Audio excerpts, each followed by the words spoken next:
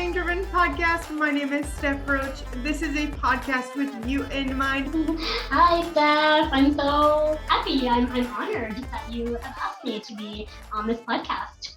I feel like we have been friends for so many years.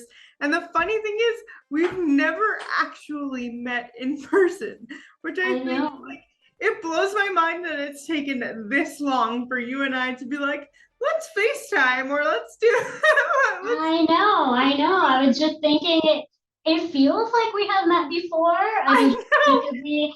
Because we see so much and we've messaged so much, but you're right, we haven't even really done like a video chat like this. I know. Well, it's so nice to finally meet you, quote unquote.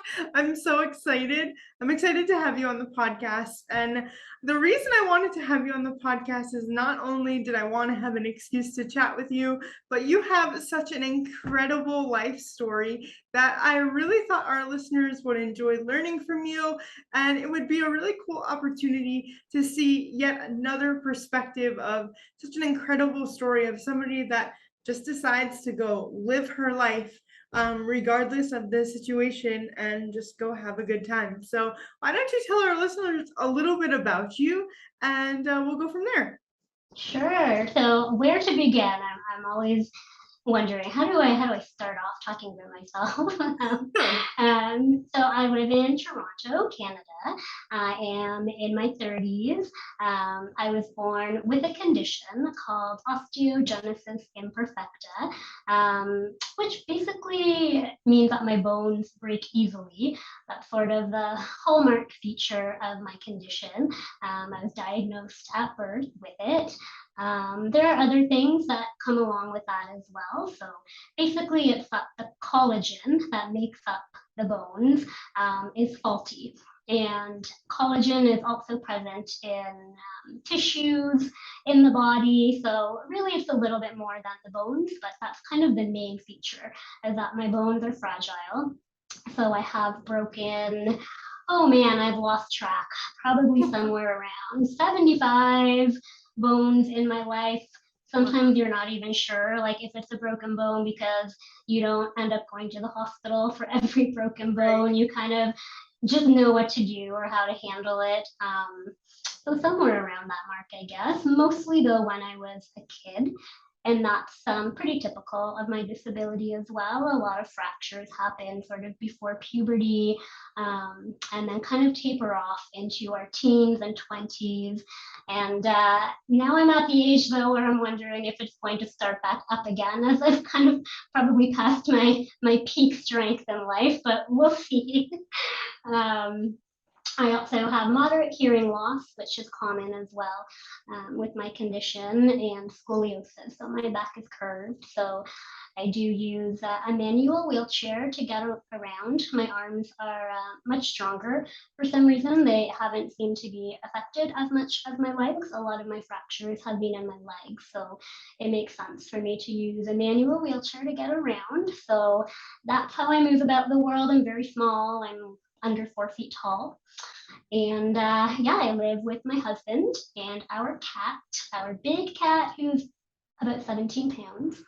And I remember when you got that cat. Yeah, he is 7 years old now. Oh my gosh. So had him, he's our baby. And I work as a speech pathologist during the day. And when I'm not working, I love to travel.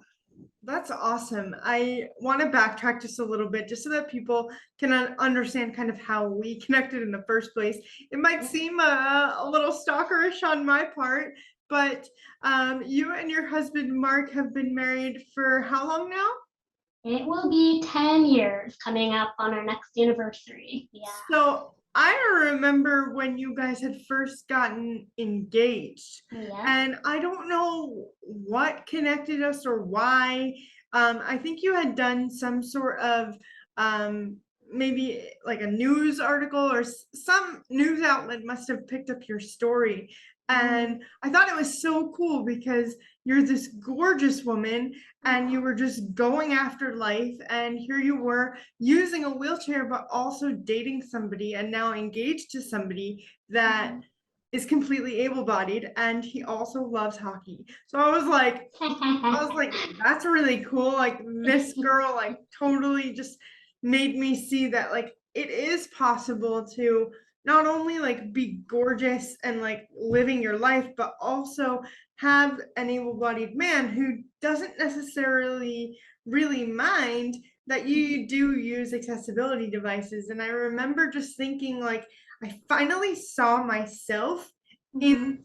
somebody else. And Mhm. that's where we talk about like representation really matters, right? Yeah. And it's not necessarily, oh, you have CP or you have IO and I don't know, or OI, sorry, and I don't know how you feel every day, but just the visualization of, using an accessibility device, but also being seen as a gorgeous woman.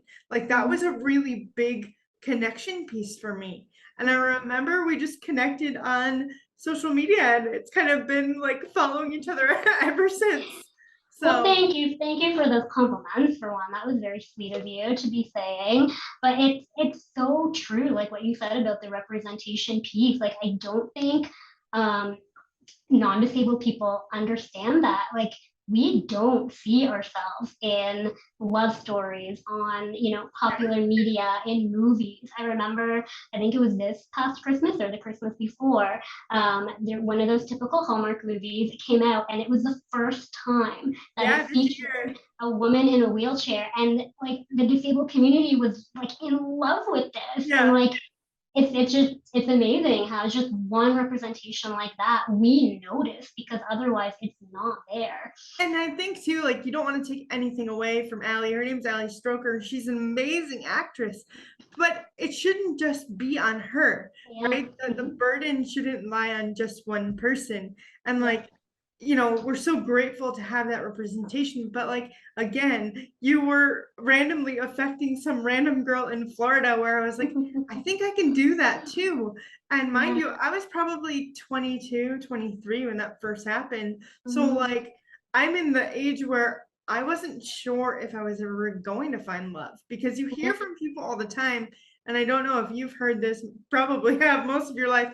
You're so beautiful. It's such a shame you use a wheelchair. Mhm. And you're just Mhm. like, Yeah. like, oh my Yeah. goodness, you And know? people somehow think that that's actually a compliment, right? And they don't understand like the underlying messages that that's giving. Yeah. Yeah. So let's kind of fast forward now. So you're in a beautiful relationship. You have an amazing job. In your job, do people make any like assumptions about you? Like, do you work with kids that understand, your situation? Is it hard to navigate that situation? Yeah, it's actually been a little bit easier, I think, than I even expected when I first started working. So I work with adults, with mostly, I guess, the geriatric population, usually older adults who are recovering from stroke or other neurological events. It's in an inpatient rehab setting. Cool. So that's a good part, and that is something that I thought about when I started working, was that I would need to be in an environment that was accessible to me as a wheelchair user. So I did gravitate towards, maybe hospital jobs, rehab settings, maybe even schools, because those are places that would typically be considered more accessible. So yeah, I did end up then in the rehab setting with clients and patients who are also, Yeah. likely using mobility devices. So it has to have some level of accessibility. So that's worked out well for me. And yeah, I did wonder, if I would get kind of more looks like, huh, you're my speech pathologist, Yeah. like, and I do get people at first sort of thinking I'm a patient. Um, Patients and family members, like when I kind of first enter the room, you can Yeah. kind of see, like, for that brief moment, there's the look on their face, kind of like, oh, who are you? Are you another patient that I- wandered into my room? But I had been a little surprised, though, that truly kind of the second that I say who I am and I introduce myself or I show my badge, really kind of that initial I guess it's more like a curiosity that I notice on their Yeah. face, like for you, that just completely goes away. And I really don't think I've ever had an interaction where I felt like somebody was really sort of judging, or kind of denying my credibility or not feeling comfortable. If anything, I feel like it's almost been an advantage to me. I feel like a lot of patients feel maybe sort of this extra sense of comfort with me, Yeah. because in I some ways, yeah, I can possibly identify because they themselves now are experiencing disability. And I do get a lot of patients like tell me that, it was so great to meet you, and seeing somebody else who's a wheelchair user and obviously has experience and challenges, like it kind of shows me like I can do this. And now that I have some challenges, like it's going to be okay. And, I can still live a good life. So yeah, if anything, I actually think it has worked to my advantage to sort of help me build rapport with patients. That's awesome. And I think professionally too, like again, once you show people who you are and the fact that like, yeah, you went to school for this and Yeah. here's your credentials, like I think a really cool feeling is when people actually take it seriously, right? Yeah. And I think in a way I can relate to the sense of like I'm a fitness instructor, right? And Hmm. I don't just work with adaptive athletes. When I would work with able-bodied athletes, people would do that like double take and be Yeah. like, oh wait, you're my coach, right? But Yeah. then once they kind of like get in the groove and they're like, oh, you actually know what you're talking about, you know, Yeah. they take it seriously. Yeah. How was that initially with Mark when it came to like I know when I met Ty, I was very open and honest about, hey, this is who I am. I think we as couples we met kind of the same way, right? You met online. Yeah. Yeah. How has it been navigating through like first time dating and then all of a sudden you're getting to know each other and then you're getting to meet like his family, your family, like how did that all go down? Yeah. So actually, I'm curious, with you and Ty, like how you initially set up your profile. So this was back in 2006 when Mark and I, first started talking and first met, when online dating was still sort of like taboo and is Hmm. different than it is now, or even like 5 years ago. So when we first started talking on this dating website, I didn't have in my profile anything that would really identify me, as disabled. And I think a lot about my decision to do that. And on some ways, I kind of hate that I didn't put anything in my profile, because I am very proudly disabled. And, that's Yeah. never something that I want to hide from my identity. But I think I was also, unfortunately, like acutely aware of the judgment that's immediately passed when somebody, reads Yeah. disabled. And I think I did think that probably a lot of people would pass me by just because they saw that. So there wasn't anything that identified right away that I had a disability.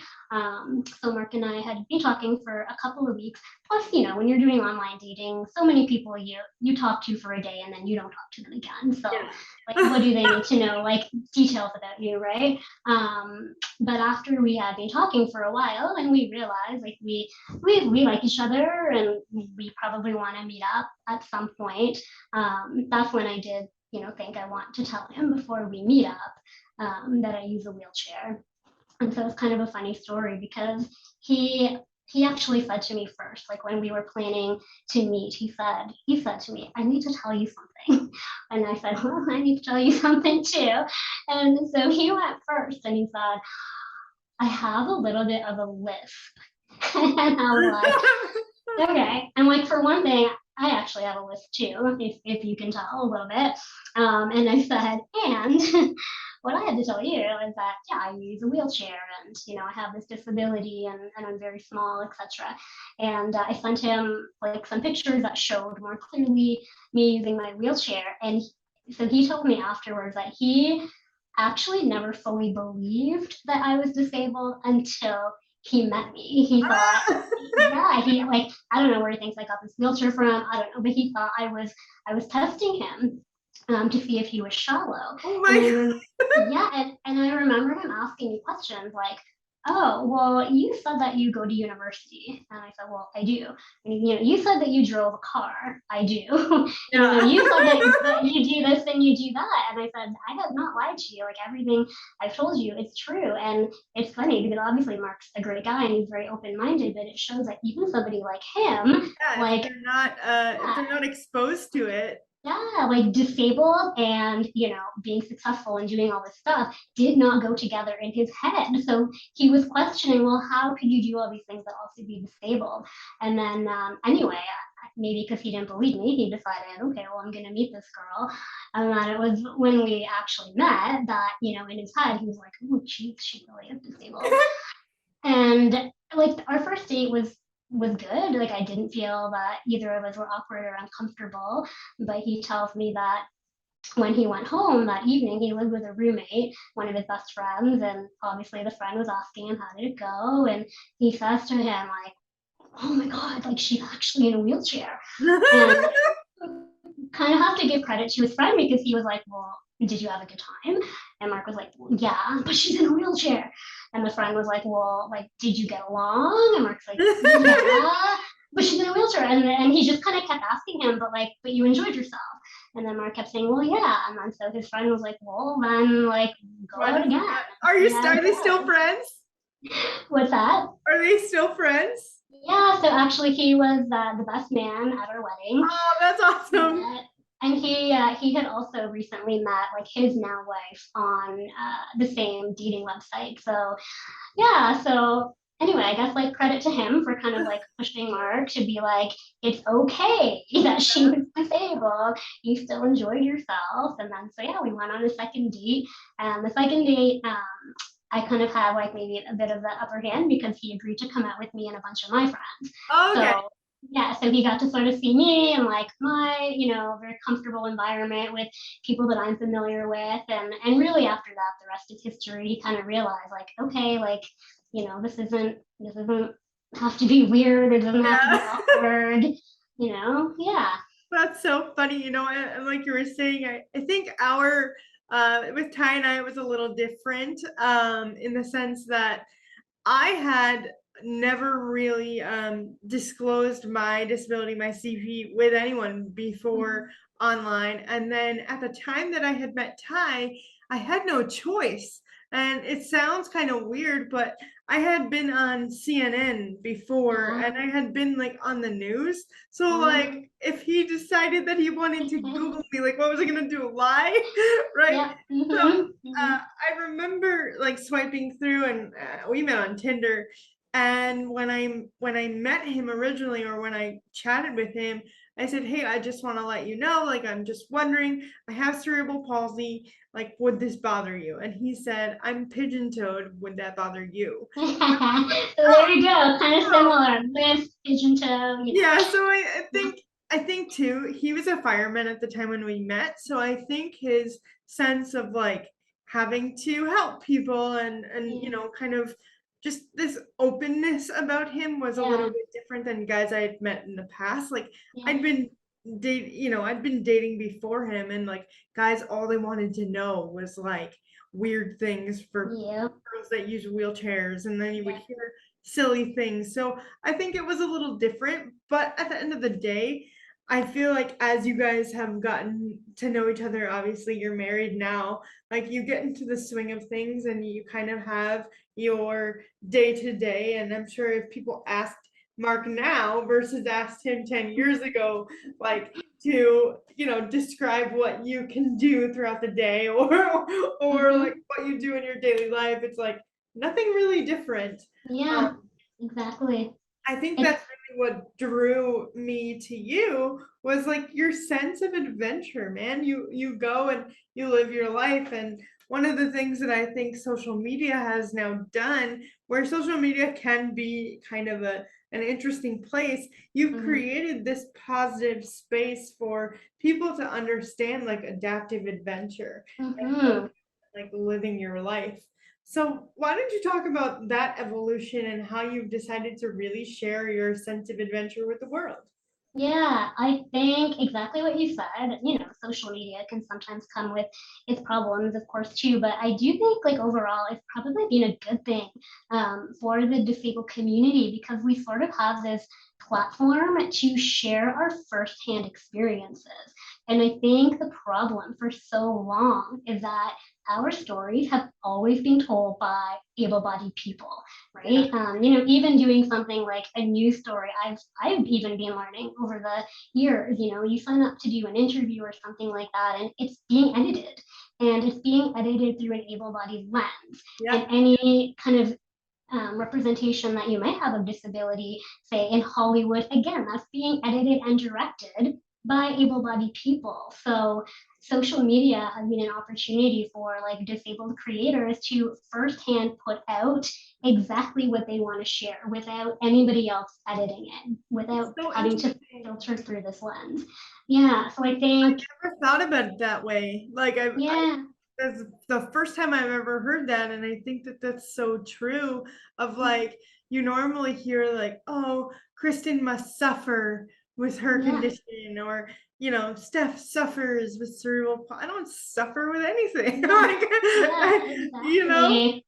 And that's we're so used to hearing it that, I mean, yeah, I'm sure you've had stories written like that about you. I know I've had stories written like that about me. And I think in my somewhat younger days, like when words like that were written, you just kind of accept it. Like that's what people say. But now I'm becoming a little bit more picky. Like if something is being written by me, like I really want to see what words are you using to yeah. describe me, because I don't want to, you know, put my name to something that kind of is setting back, you know, disability rights and kind of promoting ableist language, and things like that. So anyway, yeah, getting back to social media, I think it's helpful that we kind of have this opportunity and platform to share our own stories.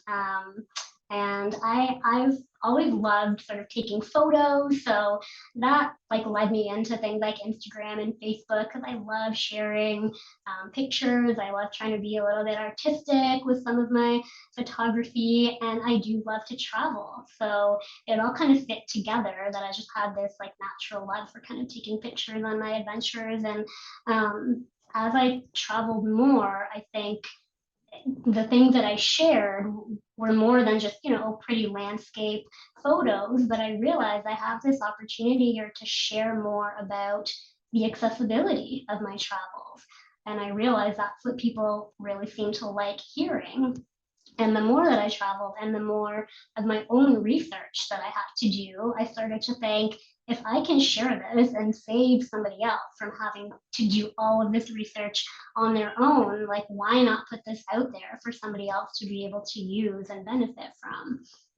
I find it interesting too, like big companies like Airbnb, the VRBOs, like it's so interesting to me that it's still such like a small part of Mhm, travel for a lot of mhm, people is that they don't focus on accessibility. They don't mhm. necessarily focus on, ADA compliant things. And I really wish the market would really open up more because so many of us do want to travel. When Ty and I look at a hotel, we have to look into a roll-in shower. I Yeah, can't just get into a bathtub. Like that's just not how that yeah, works for us, right? And you have all these different kinds of features that, and I am sure you have this fear too, of traveling with your wheelchair. Your yeah, wheelchair is your legs. And yeah. like the amount of fear that I have every time that I am sitting at that jetway waiting Oh boy.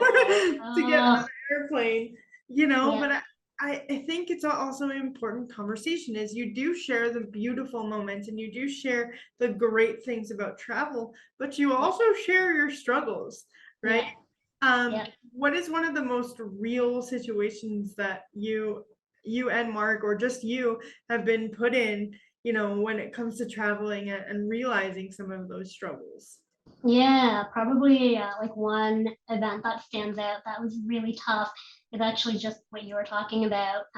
Comes to airline, and I think yeah, kind of for all the places we've been, it's not so much, you know, difficult being in specific cities or locations. I do Yeah. think that, like you said, the biggest part of my stress that comes with with the airlines.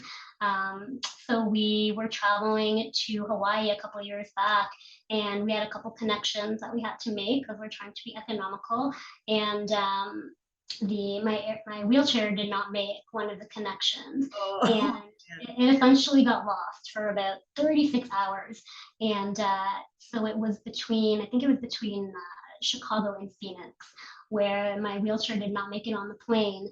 And just the way it was handled. So, the one issue was that I didn't have my chair. And I mean, that is a problem. I cannot move independently without my chair. right. And so that's one issue. But then the other issue was just like the response that we were getting, and just a complete lack of any sort of comprehension or understanding of how significant that was to me. And you just got the sense that really, like, nobody cared, nobody understood how devastating this was to me. Nobody seemed like they were really in a rush to find my wheelchair or get it back to me, and just feeling completely helpless now being halfway Annoying. across the world. And just, I mean, I remember I spent that entire first night. We had already traveled all day.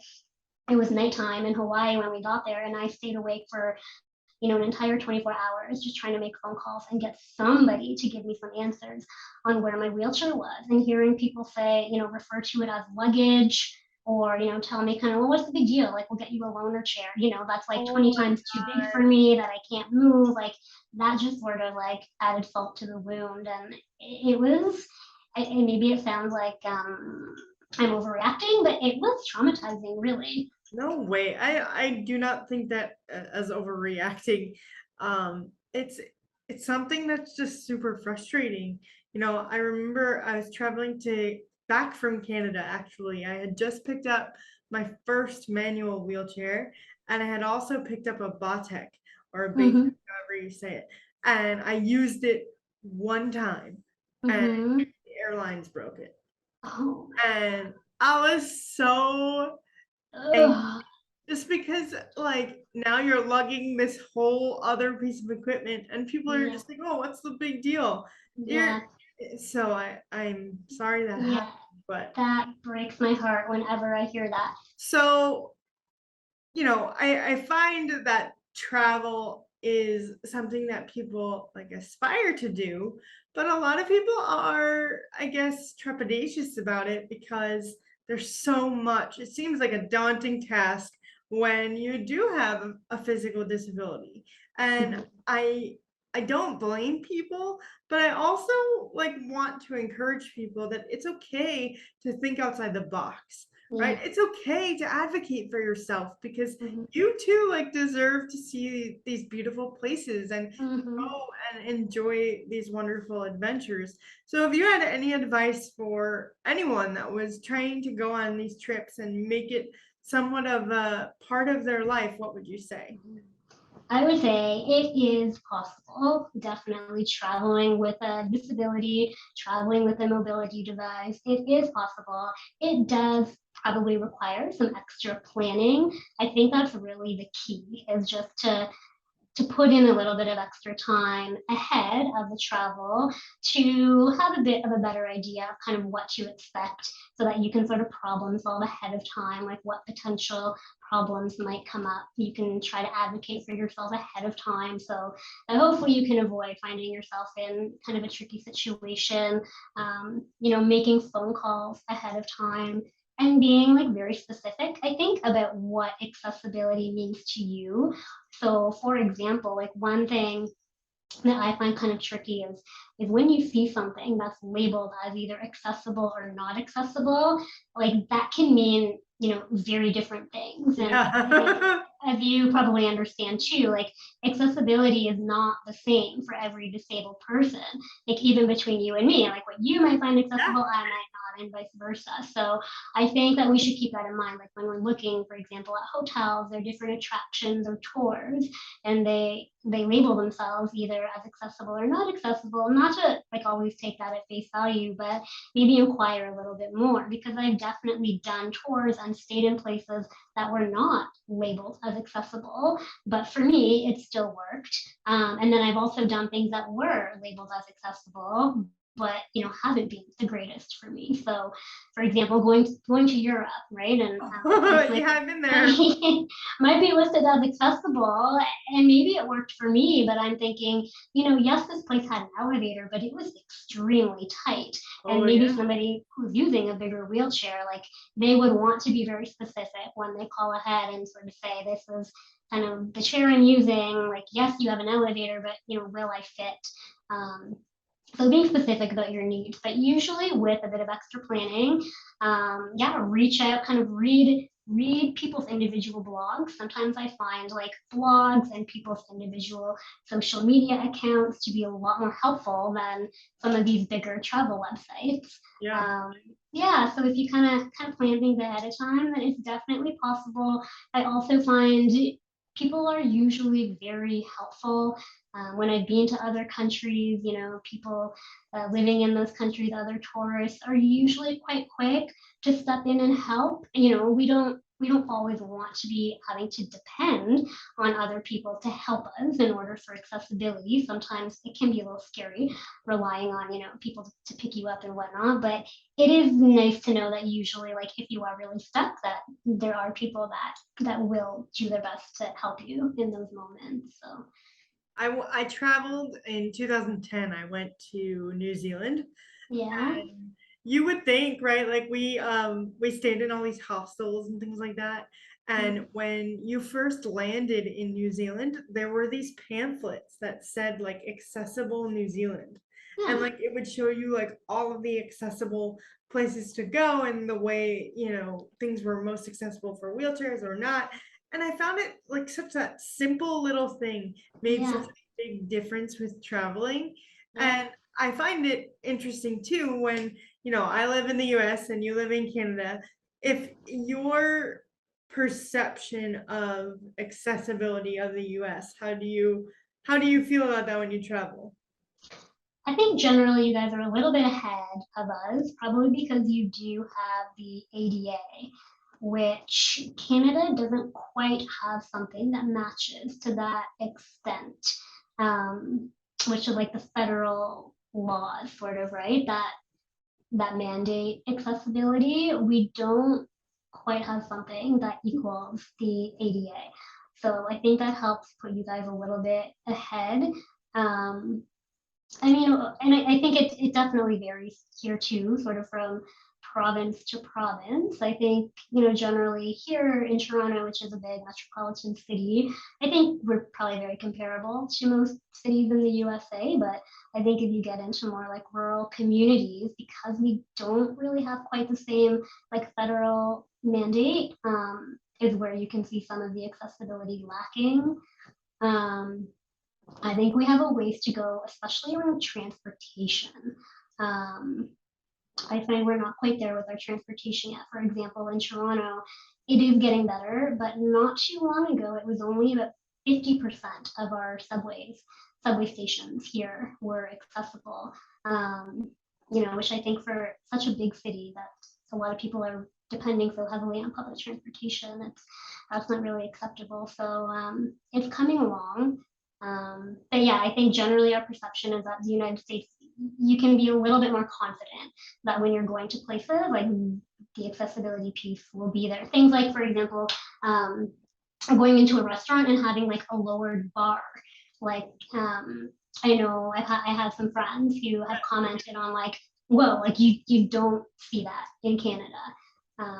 Whereas you do see it not all the time, I don't think, in the States, but like that is a thing in the States in some places that I That's so haven't seen that here. interesting though, because when I went to Canada, I was like so blown away with how accessible everything was. Okay. And there were like buttons in the bathrooms, like you wave your hand, like the doors open, and I was like, whoa, like I felt like we need to step it up a bit, Okay, so well that's good to know. yeah, so I think it's kind of like it goes both ways. And I think Yeah. people assume because the ADA is so large and the term is now like synonymous with the law, is that Yeah. like people assume that in every country there's going to be some sort of ADA, but you Yeah. have to remember it's the Americans with Disabilities Yeah. Act, right? So like there I'm sure there are people and advocates all the time working on something internationally, but Yeah. I think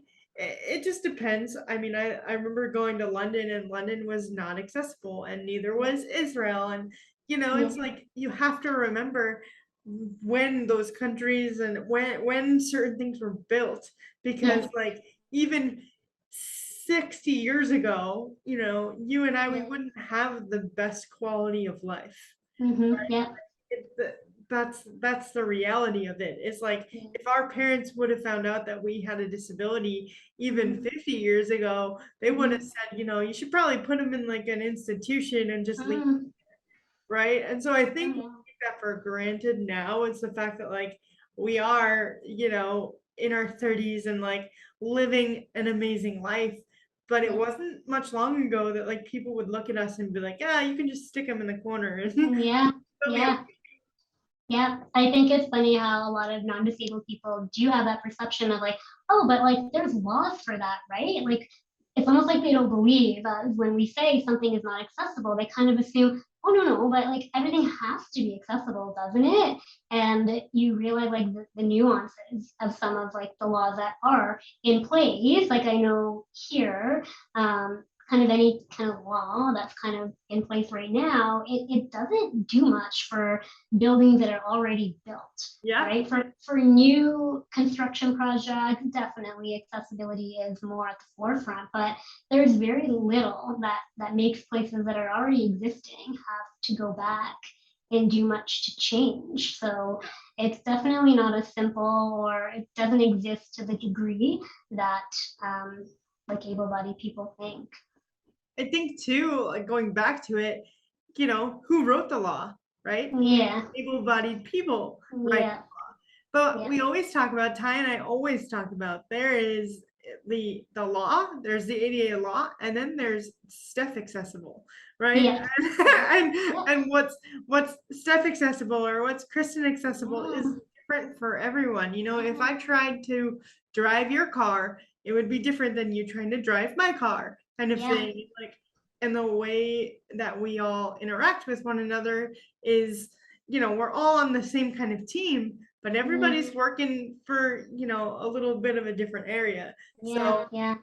I think And then that's, there's the way that it actually gets like put into practice, right? Like sure, you can have sort of the standards, the bare minimum that says, it should be made like this. But then when it comes to the architects, the designers, the construction workers, the builders who are actually then implementing it, then they maybe misinterpret it and they don't get it right. And you can just tell like there was no disabled eyes on this project. Like yeah. sure, maybe they were trying to follow what the bare minimum standard said, but like they got it wrong, or Yeah. like maybe they did meet the standard, but when we come in and lay eyes on it, we're like, but they could have done it this way, which would have just been even so much better. Like I just wish disabled people could consult on like every major new project design, like I know. universal design, like why this isn't more of a thing. Like it truly benefits everybody. I know. I feel like we walk into or roll into hotel rooms and we're just like, this is not right. That's not. Yeah, yes, yes. But I feel like I could talk to you for hours, but unfortunately, we don't have hours. So I'm going to close with this. But if you could give yourself, your younger self, any bit of advice or tell your younger self anything, what would you tell her? Hmm. No, good question. I think to really like listen kind of to my internal voice and to speak up when something just doesn't feel right, or to to educate, when I feel comfortable or when I feel like I have the energy to educate, and not to let some of that internalized ableism, you know, overtake me, and to really just be confident in who I know that I am, and to advocate for myself, and to realize I'm not asking for anything extra special. I'm really just asking society to kind of meet me halfway. You know, we grew up learning how to adapt, and I think we do a really good job at that, and we will continue to do that, and I'm proud of that. But also realizing like we need society to step it up a little bit too, and it's okay to ask for that. That's awesome. If people want to find you, how do they do so? I know that you're big on social media, so why don't you share where people can find you and how they can connect with you? Yeah, I think I'm most active on Instagram. That's where I do most of my posting. So you can find me at sweet.satellite on Instagram. And yeah, you can follow me there. There's an email button. You can contact me through Instagram. It connects to my email. So yeah, I'm happy to connect that way. Cool. Well, I'm so glad that we connected. Thank you so much for doing this podcast with me. It has been such a blast to finally get to actually have a full one-on-one conversation with you. And I have a feeling this is not going to be our last time. So thank you so much, Kristin, and I will talk to you later. Thank you. I'd love to chat with you again. Bye.